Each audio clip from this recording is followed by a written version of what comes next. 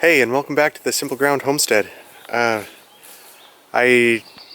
have been thinking about this video for a while, and I don't know exactly how it should flow. I'm going to try to let it flow like it flows, but I hope I can pass along a little bit of learning that happened to me.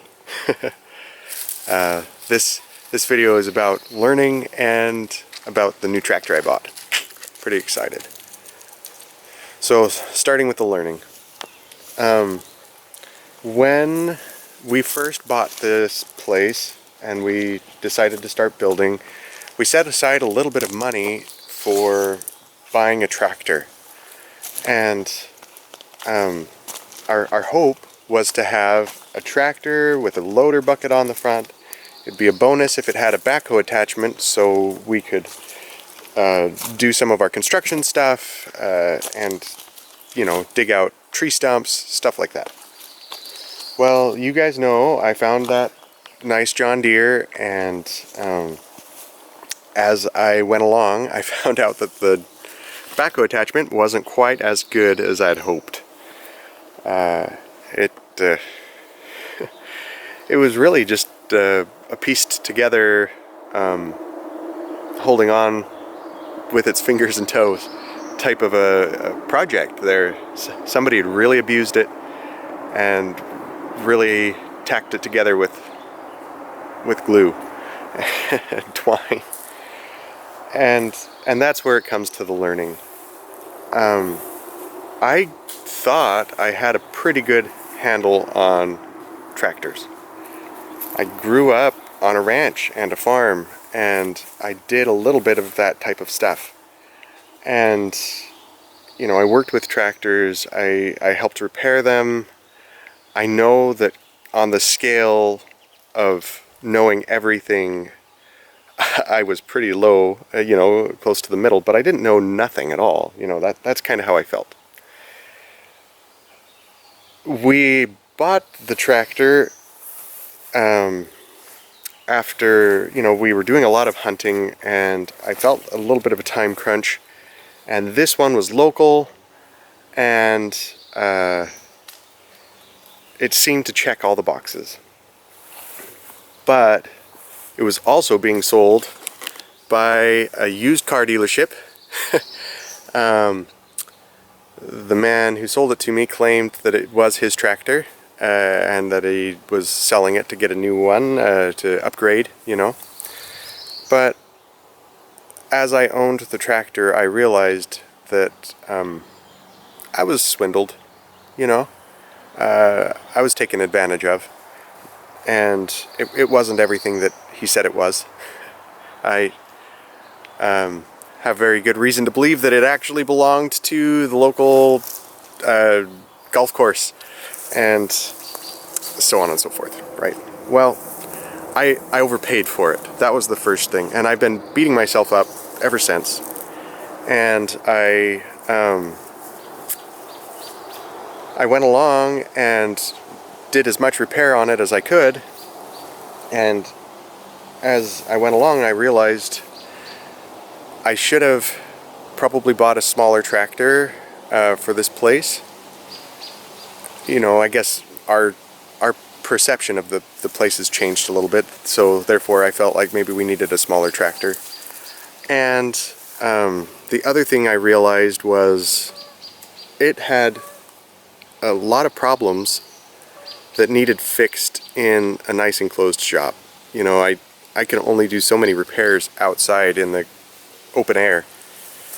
And another thing is, it's silly enough, but the turf tires were kind of a make or break deal for us.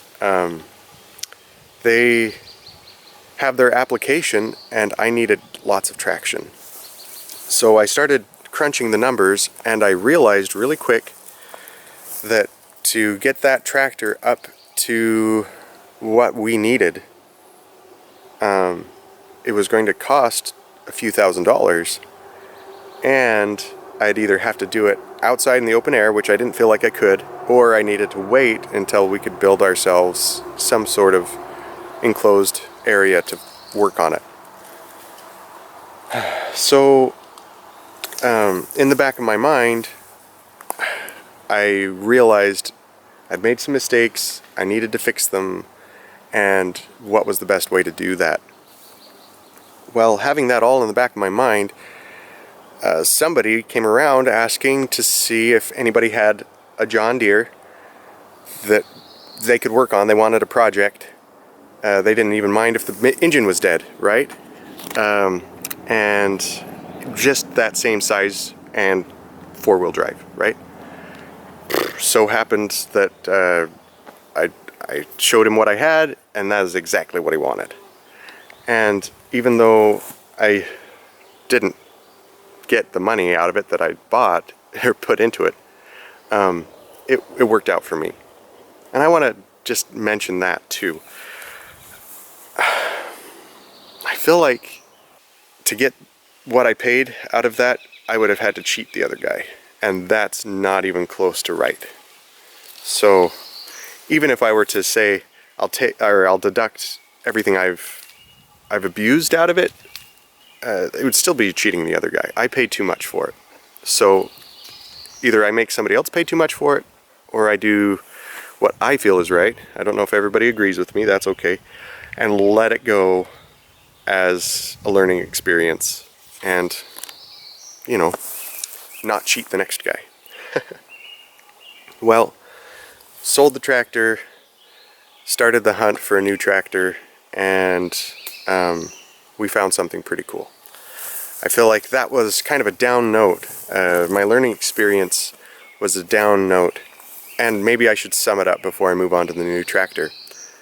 Summing up, you don't have to buy the green tractor first.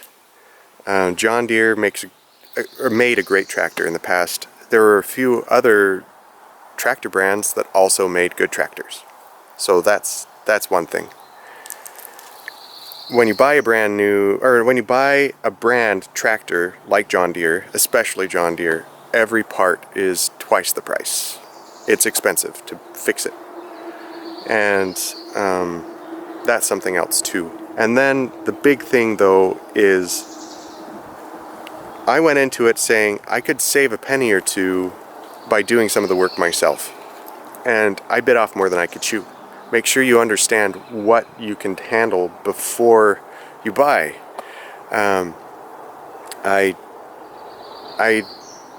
didn't realize how much those rear tires would be. I didn't realize how much it would cost to fix the four-wheel drive. I didn't think the four-wheel drive was going to go out. Four-wheel drive went out. There were things like that on there. Anyway, I feel like I learned those lessons and I applied it to this new tractor. I was able to buy this tractor with the money that I sold the other tractor for, plus I had a little left over for repairs. So look, I've already figured this out, but I'm pretty excited. So be prepared for small tractor. Here it goes. So what I'm showing you here is called the Sato Beaver. This was a tractor made back in the early 80s. They didn't make very many of them, and then Mitsubishi bought them out. And so it's kind of a rare tractor. I checked it out. Parts are available, and because Mitsubishi is still around, and it's actually not too hard to fix. I'm pretty excited about this tractor, mainly because of its size.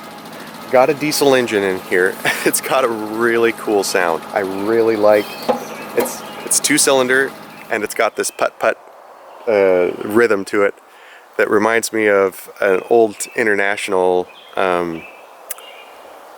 bulldozer that my grandpa used to drive. I love it. The engine itself is around 14 horsepower.